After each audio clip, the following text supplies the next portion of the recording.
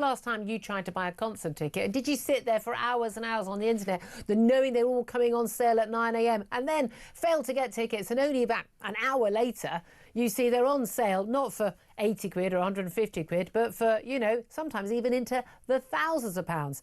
Certainly saw that happen with Taylor Swift, with Coldplay, other bands. But also, of course, we had that big scandal in autumn last year where Oasis actually surged the price. The ticket sellers themselves surged the price while people were sitting waiting online. Well, let's talk about all of this with Harry Kind, consumer expert at the Everyday Expert. A very good afternoon to you, Harry. Afternoon, hi. Thank you so much for joining us. Well, the reason we want to talk to you today is the government has basically said they are planning on banning this, reselling concert tickets for profit other than a small charge for admin will be outlawed. How would that work? Well, it would work in pretty much the same way that it works in most of the other countries that do this. So Ireland, Italy bans this. You've got Denmark, Portugal. They have similar schemes in place. And essentially, what we'd be looking at here is the Competition and Markets Authority, the competition watchdog, would be able to fine any companies that were allowing the resale of these tickets for profit on their sites. And also, you know, we go to these sites like the Viagogo and all these other sites because you just go, oh, well, Ticketmaster. You think, well, it's legitimate. At least if I buy a ticket from them rather than a bloke outside Wembley, I can be sure it's a legit ticket, or I'll get my money. You know, they're guaranteeing that effectively. But I mean, a lot of the effort so far has been on trying to stop, you know, bots buying up tickets en masse. So there's a limit. You can only buy 4 tickets or whatever in a go. And then, of course, these companies just basically started hiring people who would just literally sit there themselves and doing it. But the rest of us, you know, people have to go to work. On the day these big concerts get sold out, a lot of people at work, they have to go to a meeting. They can't, you know, they're driving a van. They can't be sitting there, you know, at 9 a.m. just pressing, reset every few minutes. So is this the best way of tackling it? So it's not about stopping people buying them. It's just that once you bought them, you're not going to make any money, so there's no point.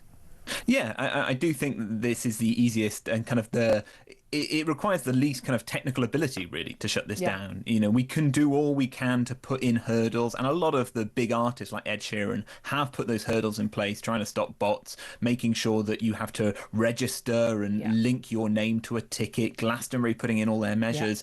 Ultimately, that's a bit of a burden on the fan. It's also a lot of a burden for, you know, artists to undertake. I don't know why we're letting the policing of all this go to the artists at the moment. And this would basically say, look, you know, it's not just the ticket touts making a lot of money from this. It's the people who own the marketplaces. It's your Viagogos, it's your StubHub, who take their share and sit back happily in Silicon Valley. Surely the people, the bands, they're unhappy about this. I mean, what happened with Oasis and their surge pricing it was a completely different sort of the outrage for a lot of people. They thought it was, you know, I'm on the website on the basis there are tickets available at this price and they're now 10 times the price, or whatever they were. But here's the thing. I mean, is it anyone's business what you know, a ticket to Coldplay or you know, Taylor Swift goes? So it's the market. If you don't get them, like you don't have a human right to a ticket to see a particular ad, and you don't have to pay the sky high prices. But if someone wants to, then they can. It's a free market. Frankly, what the hell has it got to do with the government? See, I'd be sympathetic to the free market argument, but for the fact that I don't think it's a free market to start with. I don't think the primary market is free market. I think Taylor Swift could charge 2, 3, 4 times as much for her tickets and pocket all that profit. But I think she and we as a society have this vested interest in actually making fans go to stadiums. We want to have an audience not being seen to fleece people. What you don't want is just basically to have the richest of the rich being able to afford these. And so what you do is you have this kind of like artificially low cost to go and see Taylor Swift, which means, you know, a teenage girl can go and see Taylor Swift, albeit with a little bit of extra pocket money. It means that you actually have a cultural experience going on. What we don't want is effectively, you know, this to be a private members club, and that, you know, only anyone who doesn't have a, you know, 6-figure salary can't afford someone who's on Radio 1. Isn't in the Labour cabinet and getting a freebie. I mean, that's the thing. What about the argument that people will just go to the black market and these tickets are always going to be resold and people are going to want to make a profit on them and they will sell them on the black market because there's even less protection for the buyer? Yeah, so 2 points on this. The social media companies are included in this, so they would also be liable if, on Facebook Marketplace or equivalent, people are selling these tickets. So And, that's and one. basically, how are you going to find your buyer otherwise? Yeah. Exactly right. I also think, that is a common argument that we hear for, say, increasing the price of cigarettes, is that people will be able to buy them on the black market. And they do. This is doing the opposite. This is lowering the price of tickets for most people. And so I do think that it will basically get a kind of cultural idea of, if you're not paying face value, there's something dodgy going on. And that, I think, is very valuable. Very interesting. Thank you very much indeed. Harry Kind is a consumer expert, the everyday expert.